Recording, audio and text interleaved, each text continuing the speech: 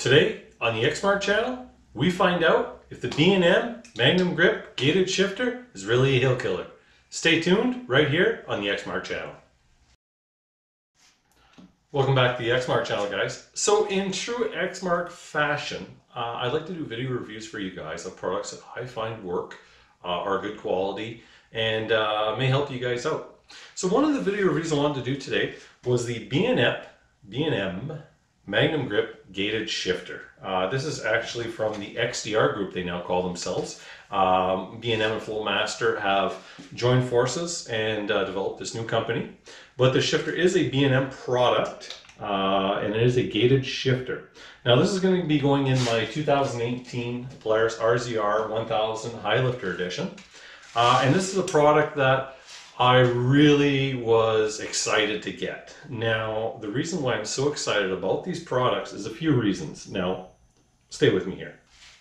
Number one reason why I was really excited to get one of these shifters was to keep from jamming up in gears, keep grinding gears. And if you're a Polaris guy, you know all about this. The factory shifter setup just allows you to throw it right from park right into low, and oftentimes, especially when you're in a bind, you're on a hill, you're stuck, you're looking around, you're trying to get the shifter, you end up getting in between gears, grinding, and everyone's looking at you like, oh boy, what are you doing?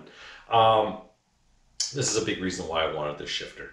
This is, if you buy the regular Magnum Grip shifter, this has a detent in the plate, so when you pull it from park into, let's say, reverse, you need to pull up on your second lever here, and then put it in reverse, let go, and it locks itself. So you know you're in the right gear each time, and you do this for neutral, drive, low, and then low gear. Now, the benefit with this one here, this is actually the hill killer setup. Now, let me show you in the box here what the hill killer setup actually is. So the hill killer just gives you a new shifter gate plate. So if we look at this, this would be park, this would be reverse, neutral, and low, and then high gear. So what this allows us to do is, when you actually have the shifter in here, so we're in park, so you press down the shifter, you pull it back, so now you're here, you let go, it springs up, now you're in reverse. So now you've got a free range of motion here between reverse, neutral, and low. So this allows you to quickly shift between the both without even needing to hit the second shifter or to engage the lock.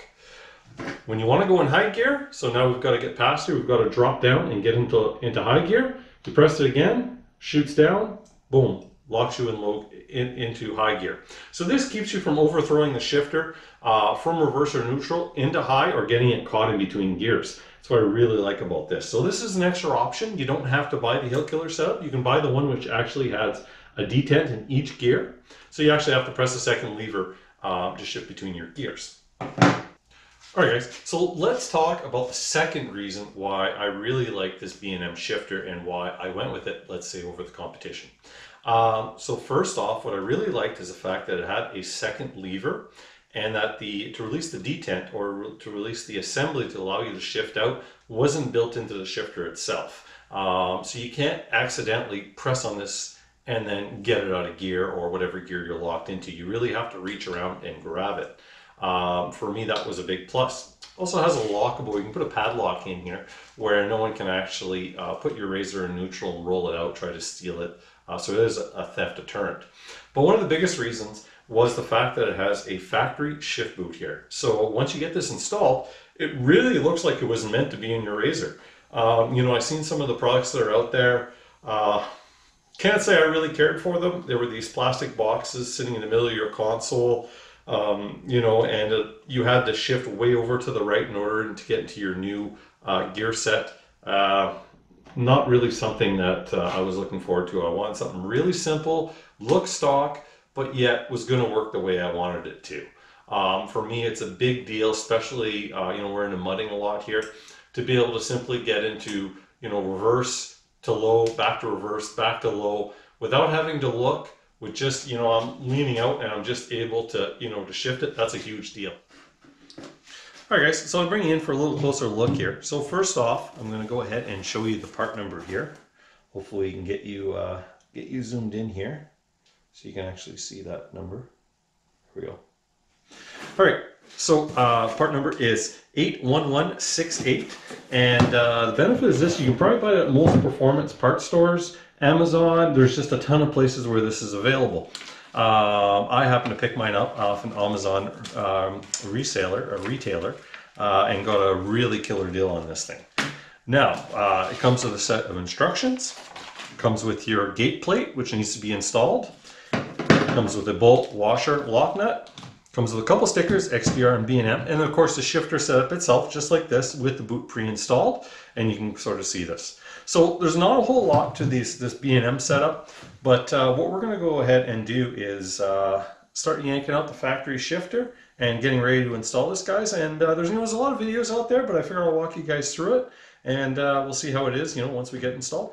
All right, guys. So what we're going to go ahead and do now is pull the seats out. Go ahead and remove the center console and go through removing the factory shifter. Now the instructions actually show you the whole process of it, and it's pretty simple. I mean, if you've done any routine maintenance like greasing your prop shaft in front, you've probably already went through this procedure before. But we'll go ahead and we'll yank all this stuff out of here. Alright guys, so we went ahead, we removed both seats, removed the center console. Nothing new here, pretty simple. What we're going to go ahead and do now is get the factory shifter out of here.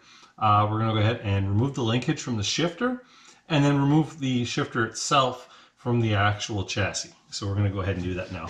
So the first thing they want us to do is to remove the clip here to allow the linkage to come off. So we're going to go ahead, I just grabbed a small little screwdriver, and pull that out. Make sure to keep your washer. I'm just going to put that right here, and we can go ahead. We can slide the linkage off. So now, one of the things that they wanted to do, and now I'm just really following the instructions here, so nothing out of the ordinary, is they wanted you to put it in neutral for this to make it easier. So that's all I did, and it just fell right out. This clip can be a bit of a bugger, and with the power of video editing, you didn't see me struggle with this clip. I got it partial way out, so you're going to see how easy it is now. We're going to put this in, and there we go. And they call this an E-clip. So we're going to go ahead and put that there. So what we'll do here, we'll go ahead and we'll just get this off. And don't lose the nylon bushings. Matter of fact, take them out, put them right here. There's one nylon bushing on each side. Just make sure that you don't lose those. And there we go. There's the factory shifter off. So as you can see, there's no gate plate, there's no detent plate on these. It simply allows you to pull it right from park, right down into high. Like I said, I've grinded more than my fair share of gears in this, and after one season, that was enough is enough, and it was time to upgrade. So let's go ahead and work on the new shifter now. All right, welcome back, guys. So a couple of things here. I went ahead and got the shifter. One of the things I did right away is I put both shifter bushings in from the old shifter on both sides. The other thing that you had to be aware of is that for the rubbers, the longer rubber flat spot here needs to go towards the back, and the shorter side needs to go towards the front, and just the way they orientate this. Now, the next thing that they ask you to do is go ahead and take your gate plate and make sure to put it on here. And then make sure that it's in the neutral slot, and that's so the shifter doesn't get in the way of you putting the bolt and bolting it to the frame here. So we're going to go ahead and do that. There we go. And we're going to make sure we're neutral, which we are. So now what they're asking us to do is we need to bolt this plate in, this Hill Killer gated plate. And with some 1/2-inch hardware, we've got a nut, got a bolt and a washer here.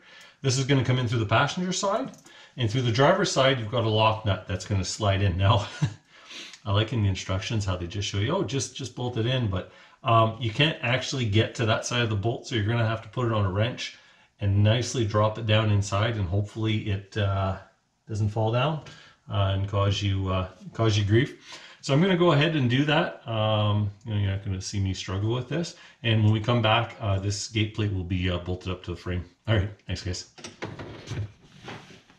All right, guys. So, if it could have went wrong, it did go wrong. We're now filming the next day. No, I'm just kidding. I did drop the bolt down inside, and it's not magnetic either, so that was fun fishing that out. So the way I got it on was just to put electrical tape at the end of my 1/2 inch, just so the bolt, what happens when I was trying to do it gently, the bolt came out the other side. So just put electrical tape and managed to start it. I also took the shifter off and just left the gate plate loose. So we'll go ahead, put the shifter back on and tighten this back down. But, you know, guys, if there's an easier way to do this, definitely put it down in the comments. But if anyone's trying this, just put electrical tape on the other side of your 1/2 inch, and it seems to work pretty good dropping it down in. Thanks. All right, so like that, guys, I went ahead and tightened this down. I just throw the shifter boot up just to make it easier. Make sure that everything is really tight against your shifter frame so you can get your E-clip back in. E-clip should just push back in. Grab something just to tap it.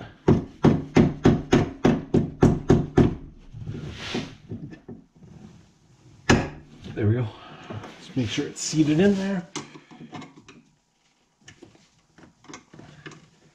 Which it is. Perfect. So then we can go ahead, guys, and start working on getting the shift linkage attached to here. All right, so the next part they show you to do is we're going to need the bolt here for our shifter linkage. So it's a 1/2 inch as well. Go ahead and zip this off, and we're going to go ahead and reinstall it onto our B&M shifter. All right, guys, so I've got the factory pin out for the shift linkage off the old shifter 1/2 inch bolt. We're going to go ahead and get this installed on this one. Now, be aware that it's a shouldered bolt. So when you're putting in here, I just went ahead and dropped this into high just to make it the easiest. And as you put it in, you notice here, see how it kind of locks. And it's also, the shifter's actually countersunk also for the bolt to go in. It is a nylock nut, as is all the hardware on here. So no Loctite needed. We'll go ahead and get this zipped on, and that's tight enough. No torque specs on this, but you know, it's kind of German specs, good in that. Just kidding, guys. So let's go ahead and get this factory shift linkage hooked up, and we'll be able to test this thing out. All right, so went ahead and we're in the reverse to neutral to low range on the gated shifter. We're just going to try to line this up with the factory shift linkage, and we'll go ahead and we'll put this on. Go ahead and put our washer, and then from there we'll go ahead and we'll put our cotter pin, or whatever pin the the name that they use for this.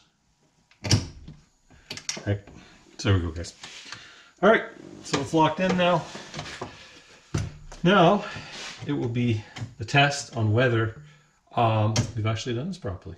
So let's jump in the seat. Let's give it a shot. So off camera, I decided to check it out to see how the shifter was working, and I couldn't quite get it into. I had some issues with park and reverse. It didn't seem like it was going all the way in park, and the detent wouldn't come up, or that little gate wouldn't come up, and reverse wasn't engaging. So it says refer to your service manual, which I happen to have here, and basically it talk about loosening your jam nut. By the way, it's a 3/4 inch wrench. Loosen the jam nut, pull the cable out, and then adjust this nut as you need to. So you're either going to go in or you're going to go out, depending on where you need to put it. So what I did is I had to put a couple threads here. I had to move it down, move the nut down, move the cable up, or move the cable back, and it's working great now. So I just want to show you guys, it is a 3/4 inch. Just undo this nut, go ahead, pull this out, and then adjust this nut back or forward as needed. Put it back in, it locks in place here, and tighten up your jam nut. And yeah, that's it. So let's go ahead and I'll go ahead, guys, and I'll show you. We'll test this thing out, and we'll show you how it works. All right, guys, so I'm in the RZR. Trying to get some extra light in here so you guys could see the shifter set up. I'm going to fire it up, and we'll go through the gears and show you guys how it works. Might be a little bit loud. We'll do the best we can to show you guys. Alright, so we're in park. Pull a lever. The neutral. Neutral. Pull it down. Low gear. Not low.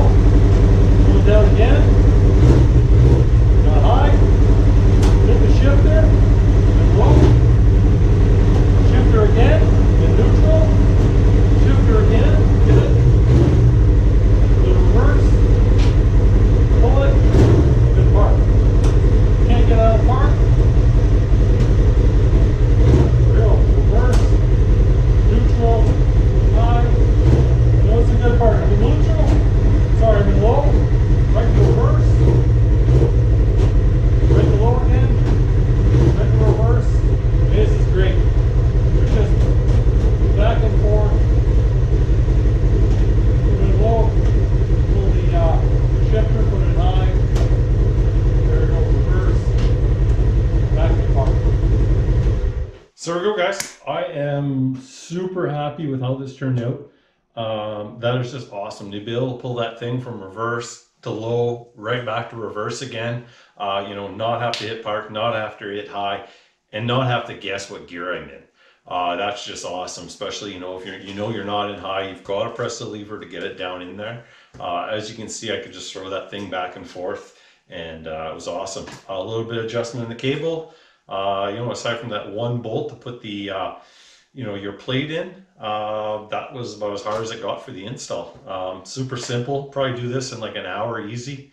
Of course, took me a little bit longer because I'm trying to show you guys all these steps and move the camera around. But I hope you guys enjoyed today's video.